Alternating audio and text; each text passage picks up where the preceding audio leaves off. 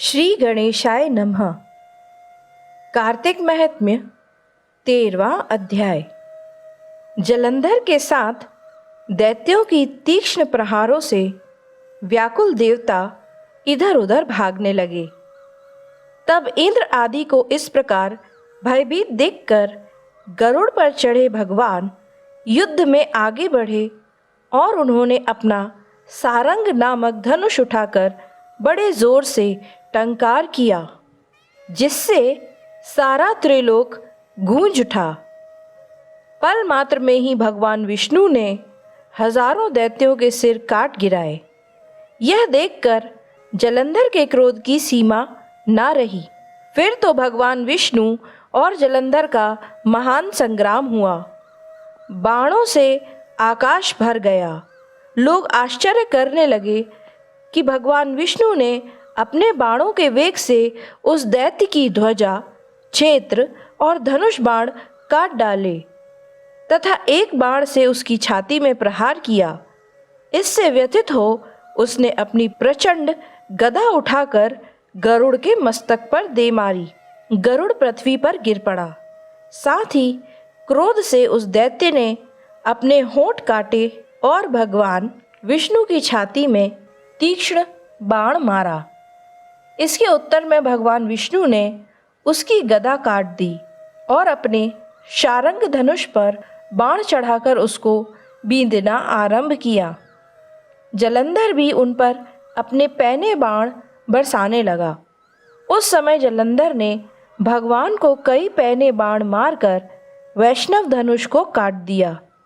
धनुष cut जाने पर भगवान ने गदा ग्रहण कर ली और शीघ्र ही जलंधर को खींचकर मारी, परंतु उस अग्निवत अमोघ गदा की मार से भी वह चलायमान न हुआ और मंदोन्मत्त हाथी के समान उसे यानी गदा की मार को फूल की माला ही जाना। साथ ही उस युद्ध दुर्मद ने अत्यंत ही क्रोधित होकर अग्निमुख त्रिशूल उठाकर भगवान विष्णु पर छोड़ दिया। भगवान ने शिवजी के चरणों को स्मरण कर नंदक नामक त्रिशूल से उसके त्रिशूल को छेद दिया। जलंधर ने झपटकर भगवान की छाती में एक मुष्टिक मारा। उसके उत्तर में भगवान विष्णु ने भी उसकी छाती पर अपनी एक मुष्टिका का प्रहार किया। फिर दोनों घुटने टेक कर बाहों और मुष्टिकों से बाहु युद्ध करने लगे। कितनी ही देर तक भगवान उसके साथ युद्ध करते रहे। जब वह श्रमित से हो गए तब सर्वश्रेष्ठ मायावी से भगवान उस दैत्य से मेघवाणी में बोले, हे रण दुर्मद दैत्य श्रेष्ठ, धन्य है जो इस महायुद्ध में इतने बड़े बड़े आयुधों से भी भयभीत ना हुआ। तेरे इस युद्ध से मैं बड़ा खुश हूँ। तू जो चाहे वर मांग ले, मैं अदेय वस्तु भी आज तुझे दे दूंगा। मायावी भगवान विष्णु की ऐसी वाणी सुनकर जलंधर ने कहा, हे भावुक, यदि आप मुझ पर खुश हैं तो यह वर दीजिए कि आप मेरी बहन के साथ तथा अपने सारे कुटुंबियों सहित मेरे घर पर निवास करेंगे।